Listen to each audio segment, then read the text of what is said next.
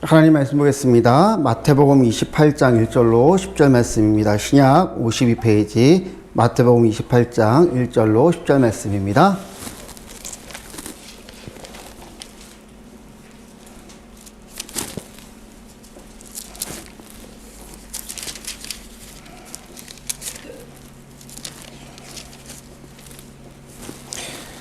신약 52페이지 마태복음 28장 1절로 10절 말씀입니다.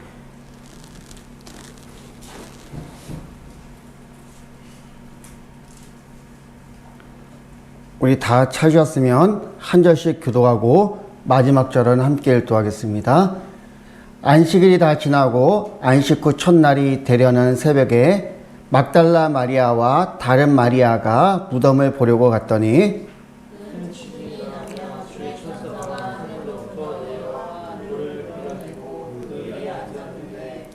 그 형상이 번개 같고 그 옷은 눈같이 거늘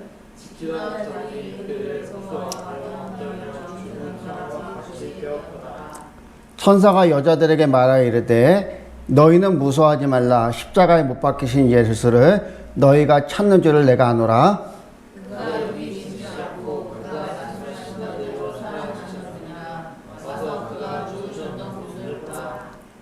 또 빨리 가서 그의 제자들에게 이르되 그가 죽은 자 가운데서 살아나셨고 너희보다 먼저 갈리로 가시나니 거기서 너희가 배우리라 하라. 보라 내가 너희에게 일렀으리라 하거늘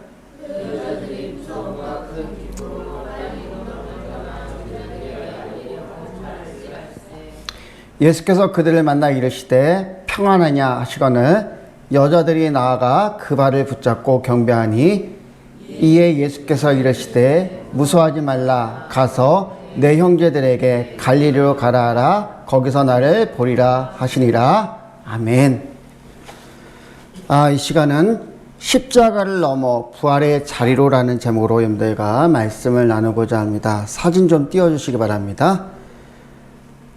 이 사진은 카톨릭 십자가와 개신교 십자가를 비교한 사진입니다. 여러분들이 볼 때 왼쪽에 있는 십자가가 예수 그리스도의 고난을 적나라하게 보여주는 십자고상이라고 하는 카톨릭 십자가입니다. 그리고 오른쪽에 있는 십자가가 일반적으로 개신교에서 사용하는 십자가입니다. 왜 카톨릭 십자가와 개신교 십자가는 이렇게 차이가 날까요? 카톨릭 십자가는 예수 그리스도가 십자가 위에서 바친 희생제사를 기념하는 성찬 전례를 중심으로 신앙 공동체를 형성해 왔기 때문에 그렇습니다. 우리가 잘 아는 것처럼 카톨릭, 천주교에서는 어떻게 해요? 매 주마다 성찬식을 합니다. 그래서 그 분병내와 그리고 포도주잔을 마셔요. 매주마다 예수님의 최후의 만찬을 기억하고 재현하는 희생제사가 중요하게 생각하고 있기 때문에 그렇습니다. 반면에 종교개혁자들, 개신교, 프로테스탄트는 십자가에서 예수님이 달리신 모습을 제외합니다. 왜 그럴까요? 이미 부활하신 예수님을 십자가에 두지 않으려는 부활신앙을 고백하기 위해서입니다. 또 십자가에 매달린 예수님의 형상 자체가 또 다른 우상 숭배로 흐를 수 있다는 우려 때문에 그렇게 한 거예요. 그래서 일반적으로 개신교에는 예수님이 매달려 있는 십자가 아니라 그냥 십자가 형태가 있어요. 또 어떤 교회는 더 나가서 십자가도 걸지 않는 교회도 있습니다. 이만큼 개신교, 프로테스탄트는 부활을 아주 중요하게 생각해 왔습니다. 카톨릭보다도 우리 개신교에서는 이 십자가, 그 고난보다도 부활을 강조를 해요. 그런데 아쉬운 게 있어요. 이게 전부라는 거예요. 오늘 부활절인데 예수님께서 부활하셨습니다. 이렇게 고백하고 나면 더 이상 할 말이 없어요. 우리가 부활의 역사성을 믿고 있지만 정작 부활이 우리 구원의 드라마에서 어떤 역할을 하고 있는지 잘 몰라요. 십자가의 중요성은 너무나 잘 알고 있습니다. 요한복음 3장 16절 여러분들 잘 알죠? 노래도 있는데 어때요? 하나님이 세상을 이처럼 사랑하사 독생자를 주셨으니 누구든지 예수 믿으면 멸망하지 않고 영생을 얻으리로다. 요한복음 3장 16절. 요한복음 3장 16절 말씀을 잘 알고 있습니다. 십자가에서 예수님께서 달려 죽으심이 얼마나 큰 의미가 있는지, 또 십자가를 통해서 하나님의 사랑과 은혜에 우리는 감격을 해요. 그런데 부활에 있어서는 다르다는 거예요. 여러분의 구원과 예수님의 부활은 어떤 관계가 있습니까? 어떤 연관이 있어요? 소망아, 어떤 의미가 있을까? 예수님의 부활과 소망이와 무슨 관이 있어? 죄를 사함. 그건 예수님의 십자가 고난이잖아. 예수님께서 너희 죄를 위해서 십자가를 지신 거잖아. 십자가에서 이미 너희 죄가 속죄함 받은 거잖아.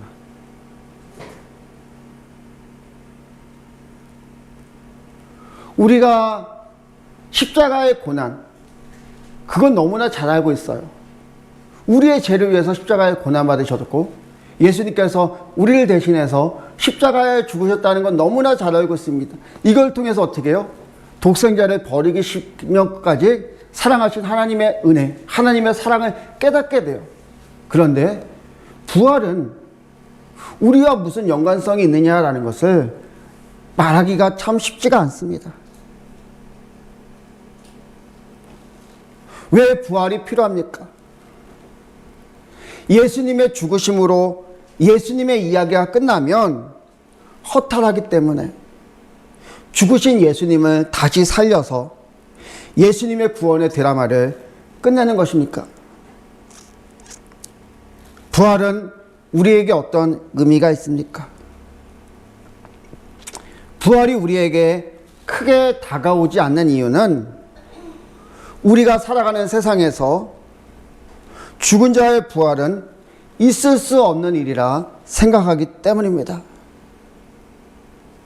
예수님을 따르던 제자들도 부활하신 예수님을 믿지 못했던 이유도 바로 이것이었어요. 사복음서에 보면 예수님의 부활에 대해서 다 기록하고 있지만 공통적으로 나타나는 제자들의 반응은 무엇입니까? 믿지 못하겠다라는 거예요. 믿을 수 없다라는 거예요.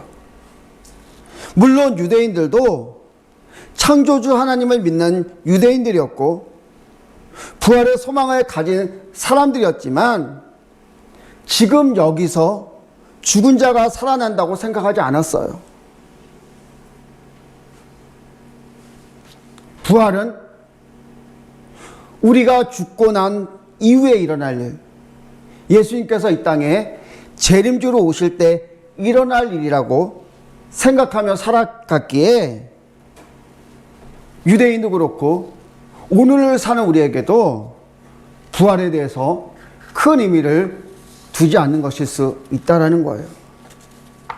오늘 본문은 부활의 의미를 잘 말씀해 주고 있습니다. 1절 말씀을 보면 안식 후 첫날 새벽에 막달라 마리아와 다른 마리아가 무덤을 보려고 갔더니라고 성경은 기록하고 있어요. 그리고 그 이후의 내용을 보면 그 여인 마리아와 막달라 마리아가 부활하신 예수님을 만나는 장면을 기록하고 있습니다. 오늘 말씀을 통해서 여러분들과 은혜를 나누고자 합니다. 첫째로 십자가를 넘어 부활의 자리로입니다. 유대인들에게 안식일은 토요일이에요. 그러나 우리는 주일날 예배를 드립니다. 바로 이 차이가 마태복음 28장 1절 말씀 때문에 그렇습니다. 안식 후 첫날, 무슨 얘기입니까? 다시 말하면 예수님의 부활을 기념하기 위해서 우리는 주일날 예배를 드리는 거예요. 매주마다 우리는 어떤 예배를 드리는 거예요? 부활을 기념하는 예배를 드리는 거예요. 그런데 이렇게 중요한 부활이 우리 삶에는 어떤 의미가 있느냐라는 것이에요. 부활의 소식은 마태, 마가, 누가, 요한복음에 다 기록하고 있어요. 물론 부활의 소식을 조금씩 차이가 나지만 한 가지 공통점이 있습니다. 부활을 목격한 사람들의 반응이에요. 예수님의 부활을 경험한 사람들은 경이로움과 충격, 놀라움을 가지게 되었다는 거예요. 오늘 우리가 읽은 본문에 보면 안식 후 첫날 새벽에 막달라 마리아와 다른 마리아는 예수님의 무덤으로 갔습니다. 그리고 그들이 해야 되는 일이 어떤 것이었어요?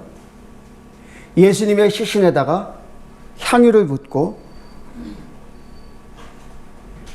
그 안식일이 이제 다 되어갈 쯤에 예수님께서 이제 돌아가셨잖아요. 그죠? 금요일날 이제 오후에 돌아가셨는데 이제 거의 이제 안식일이 가까운 그 시간에 예수님께서 돌아가셨기 때문에 예수님에 대해서 그 장례식을 제대로 치르지 못했어요. 그리고 어떻게 해요? 그 무덤에다가 예수님의 시신을 봉인을 하고 이제 돌을 막아두었던 건데, 그러다 보니까 제대로 시신을 장례 예식을 치르지 못했던 거예요. 그래서 이제 이 막달라 마리아와 다른 마리아가 이제 장례 예식을 치르기 위해서 향유를 가지고 이제 무덤에 갔던 거예요. 예수님의 장례 예식을 치르려 했던 여인들은 죽음이 아니라 부활, 생명을 수습해야 되는 그런 상황이 되었다라는 거예요. 그렇기 때문에 그들이 경이로움에 사로잡힌 것은 당연한 것이었어요. 막달라 마리아와 다른 마리아가 무덤에 가까이 가자 갑자기 지진이 일어나고 땅이 흔들렸습니다. 그리고 천사가 나타났어요. 사전을 보면 무덤을 지키던 로마 경비병들은 속수무책인 것을 보게 돼요. 그들은 잔뜩 겁에 질려 죽은 사람처럼 땅에 바짝 엎드렸다고 성경은 기록하고 있습니다. 그러나 여인들은 어떻습니까? 그대로 서서 천사가 직접 그들에게 전하는 두 마리 말을 듣게 돼요. 5절에 보면 무서워하지 말라. 6절에 보면 그가 말씀하신 대로 살아나셨느니라. 여인들은 천사의 말대로 무덤을 떠나요. 그리고 이 부활의 소식을 전하러 급히 달려갑니다. 그런데 도중에 그들을 세우고 인사를 건네는 사람이 있었어요. 9절에 보면 평안하냐라는 말씀이 나옵니다. 메시지 성경에는 잘 있었느냐라는 누구의 인사였어요? 예수님의 인사였어요. 여인들은 어떻게 반응을 합니까? 9절 하반절을 메시지 성경은 이렇게 번역을 해요. 무릎을 꿇고 그 발을 붙잡고 경배하니. 여인들이 보인 첫 반응은 경외하는 마음으로 무릎을 꿇는 것이었다는 거예요. 또 여기에는 친밀감도 담겨 있었어요. 여인들은 예수님의 발을 붙잡았습니다. 그리고 성경의 마지막에 어떻게 나와요? 9절 하반절에 성경은 경배하였다. 다시 말하면 예배하였다라고 표현하고 있어요. 이 두 요소가 결합된 것이 예배라는 거예요. 예수님 앞에 무릎을 꿇는 것만으로 부활의 예배가 되지 않습니다. 왜 그러냐 하면 무덤을 지키는 로마 경비병들도 어떻게 했어요? 바짝 땅에 엎드렸다고 성경은 기록하고 있어요. 왜 경비병들이 땅에 바짝 엎드렸겠어요? 경이로움 때문에 그래요. 놀라운 일이 벌어졌기 때문에 로마 경비병들도 바짝 엎드렸던 거예요. 그런데 여러분들, 이것만으로는 예배가 되지 않습니다. 우리가 드리는 부활의 예배, 주일 예배가 되기 위해서는 경외하면서 더 나아가서 예수님의 발을 붙잡는, 부활의 예수님의 발을 붙잡는 친밀함이 함께 하여야 된다는 거예요. 우리는 매주마다 부활의 주님을 만나야 되는, 직접 우리가 느끼고 만질 수 있는 그런 예배를 만들어야 된다는 거예요. 무서움과 경이로움 속에서 여인들은 어떻게 예수님을 향한 친밀함이 생길 수 있었습니까? 뭐 그들이 대단해서 그래요? 그들이 무서움이 없었기 때문에 그렇습니까?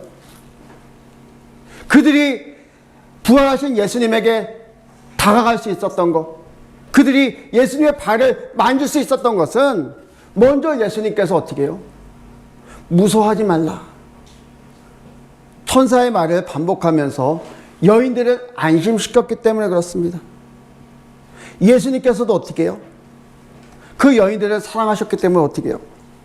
먼저 자신의 친밀감을 드러낸 거예요. 요한복음에 보면 그 여인들이 랍오니어라고 이렇게 고백을 해요. 사랑하는 선생님이여라는 뜻인데 그런 고백이 있었던 거예요. 여러분들, 여기에 차이가 있습니다. 경비병들이나 여인들 모두 부활이라는 사건 앞에서 두려움을 경험했지만 똑같은 두려움은 아니었다라는 거예요. 경비병들은 이 사건을 통해서 부활의 사건이 하나님과 관련되어 있다는 것을 깨닫지 못했어요. 그들은 어떻게 해요? 두려움 속에서 그냥 무서워 떨면서 어떻게 합니까? 그 이후에 보면, 우리가 읽지 않았지만 그 이후에 보면 도망가기 바빴어요.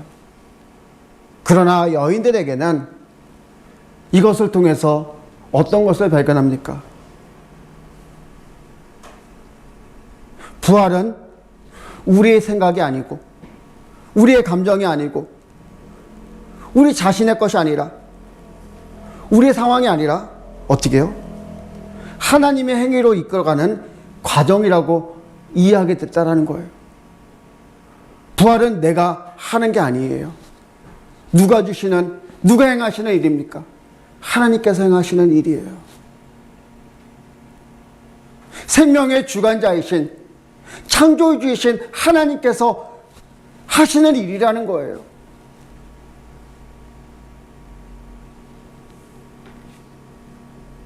그렇다면 부활이 말씀해주는 하나님의 행위는 어떤 것이에요? 먼저 부활을 말씀드리기 전에 무엇을 먼저 알아야 돼요? 죽음의 의미를 먼저 알아야 돼요. 부활의 전제 조건은 죽음이기 때문에 그렇습니다. 여러분들, 죽음은 인간의 모든 자랑을 침묵케 하는 마지막 자리입니다. 죽음은 인간이 지닌 삶의 모든 가능성을 단절시키는 사건이에요. 말이 어렵죠. 죽음은 인생의 한계성을 깨닫게 하는 그런 사건이에요. 여러분들 죽음 앞에서 우리가 어떤 생각을 합니까? 이것이 인간의 한계, 인간의 연약함을 깨달아요. 우리는 죽음 앞에 인간은 창조주가 아니라 피조물인 것을 알게 하는 겸손의 사건이라는 거예요. 죽음은 영혼의 해방과 자유의 자리가 아니라 죄의 결과이며 하나님과의 관계를 단절시키는 것인 거예요. 그래서 사도 바울은 고린도전서 15장 55절과 56절에서 이렇게 말씀을 합니다. 사망아 너희 승리가 어디 있느냐? 사망아 내가 쏘는 것이 어디 있느냐? 사망이 쏘는 것은 죄요, 죄의 권능은 율법이라. 죽음은 우리를 고통스럽게 하는 거예요. 우리의 한계를 분명하게 알려주는 것이 죽음이라는 거예요. 예수님께서 십자가 사건을 통해서 말씀해주고 싶었던 것은 인간의 한계를 분명하게 말씀해주고 싶었던 거예요. 죄로 인해서 사람은 반드시 죽을 수밖에 없는 운명인 것입니다. 로마서 6장 23절에 보면 죄의 삭은 사망이라고 분명하게 말씀하고 있어요. 인간의 욕망 때문에 생겨난 게 죄이고, 그리고 죄를 통해서 결국은 어떻게 해요? 사망, 죽음에 이르는 거예요. 그런데도 어떻습니까? 인간은 아직도 깨닫지 못해요. 지금도 인간은 계속해서 어떻게 해요? 욕망을 추구하고 그것 때문에 죄를 짓고 그렇게 하고 있어요. 더 똑똑해지고 싶어하고, 더 오래 살고 싶어하고, 더 부유하게 살고 싶어하고, 풍족하게 살고 싶어하고, 더 건강하게 살고 싶어하고. 물론 이것이 잘못된 것은 아니에요. 그런데 이런 욕망들 때문에 어떻게 해요? 사람들이 더 기술을 발전시켜 나갑니다. 그리고 어떻게 해요? 하나님의 영역, 생명을 다루는 영역까지도 침범하고 있다는 거예요. 인간 자신들이 창조주라는 착각을 하고 있다는 거예요. 이런 면에서 죽음은 인간이 만들어낸 사건이고 산물이에요. 인간이 창조주가 되려는 이것이 죄인 줄 모르고 있다는 거예요. 그러나 부활은 어떻습니까? 하나님의 사건이에요. 부활은 오늘도 우리에게 믿음의 확신과 소망을 가져다 줘요. 부활은 단순히 인간이 죽음으로 꺼져가는 동물이 아니라 하나님의 형상을 입은 귀중한 존재라는 사실을 가르쳐주는 새로운 인식의 사건이라는 거예요. 우리는 십자가를 상징하는 죽음 앞에 머물러서는 안 됩니다. 부활의 소망을 가지고 부활의 자리로 나가야 돼요. 왜 그것이 가능합니까? 하나님께서 하신 일이기 때문에 그런 거예요.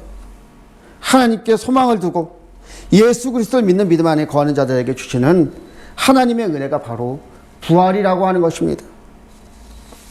부활은 나중에 죽음 후의 일이 아니에요. 지금 현실 속에서 이루어지고 있는 것이에요. 물론 육체적 죽음을 부정하는 것은 아닙니다. 그러나 어떻게 해요? 하나님께서 죄로 죽었던 우리를 다시 살리신 거예요. 사도 바울은 에베소서 2장 1절에서 분명하게 말씀합니다. 너희의 허물과 죄로 죽었던 너희를 살리셨도다. 우리가 이런 믿음이 있기 때문에 지금도 기쁨과 감사함으로 살아갈 수 있는 거예요. 부활의 소망이 없다면 우리는 하루하루 소망을 가질 수가 없어요. 왜 그렇습니까? 어제보다 오늘이 죽음과 더 가까워지고 있기 때문에 그래요. 사람은 태어나면서 죽음을 향해 달려가고 있는 거예요. 젊었을 때는 다 할 것 같았어요. 그런데 나이가 먹으면 먹을수록 한계를 깨닫게 돼요. 죽음이 가까워지는 것을 느끼지 못하는 거예요. 사람들은 죽음을 무의식적으로 느끼며 살아가요. 그래서 죽겠다라는 말을 많이 해요. 배고파 죽겠다. 배불러 죽겠다. 아파 죽겠다. 힘들어 죽겠다. 짜증나 죽겠다. 조금만 힘들면 뭐해서 죽겠다라는 얘기를 많이 해요. 그 의미가 무엇입니까? 항상 죽음을 무의식적으로 생각하고 있다는 거예요. 그러나 부활의 소망을 가진 사람은 어떻습니까? 죽음이 두렵지 않은 거예요. 죽음은 죄를 짓고 살아갈 수밖에 없는, 욕망을 끊어버릴 수 없는 연약한 인간의 옷을 벗어버리는 거예요. 죽음 때문에 우리는 피조물이라는 사실을 깨닫고 겸손해질 수 있는 거예요. 자랑할 것이 없는 것입니다. 죄로 인해서 죽고 하나님의 은혜로 다시금 살아가는 거예요. 물론 빨리 죽자는 것은 아니에요. 우리가 이 세상을 살아가면서 하나님께서 맡겨준 사명이 있기 때문에 그래요. 사진을 보여주시기 바랍니다. 여러분들 잘 보실지 모르겠는데 17세기 초에 네덜란드에 하르멘 스텐비크라는 분의 정물화 그림입니다. 제목은 인생 무상의 알레고리예요. 그림 중앙에는 커다란 해골이 자리 잡고 있습니다. 해골은 여러분들이 생각하는 것처럼 죽음을 상징하고 있어요. 누구든지 죽음은 피해갈 수 없는 운명이에요. 해골 옆에 보면 크로노미터라는 시계가 있어요. 근데 시계 잘 보이나요? 그 까만색에 그 뚜껑을 덮었다 열었다 덮었다 하는 그런 시계 크로노미터가 있어요. 또 그리고 그 옆에는 방금 꺼진 금색 오일 램프가 있습니다. 이것은 인생의 길이를 설명하고 있어요. 또 왼쪽 끝에는 조개 껍데기가 있는데 동남아시아에서 흔히 발견되는 광택이 나는 조개 껍데기입니다. 이것은 불을 상징을 해요. 먼 땅에서 온 이런 희귀한 물건은 돈이 많은 부유한 수집가만이 소유할 수 있었기 때문에 조개 껍데기를 그려놓은 거예요. 또 이 조개 껍데기는 전통적으로 예술에서는 탄생과 다산의 상징으로 사용이 돼요. 여러분들이 잘 아는, 한 번쯤 보았을 거예요. 보티첼리의 그 비너스의 탄생이라는 그림 알아요? 지 알아? 어떤 그림인데?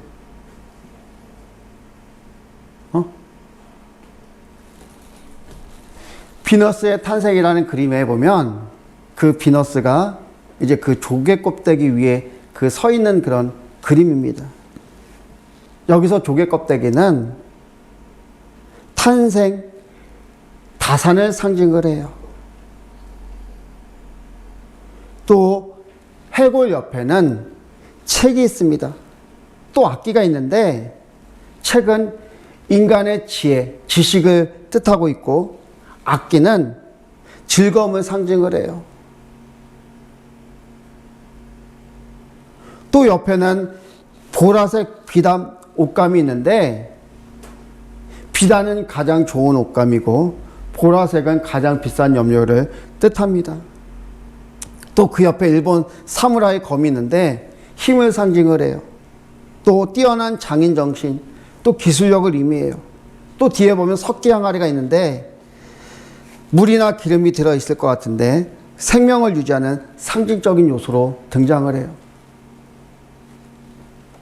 하르민 스텐비크가 이 그림을 통해서 이 그림을 바라보는 사람들에게 이야기하고 싶었던 것이 무엇일까요?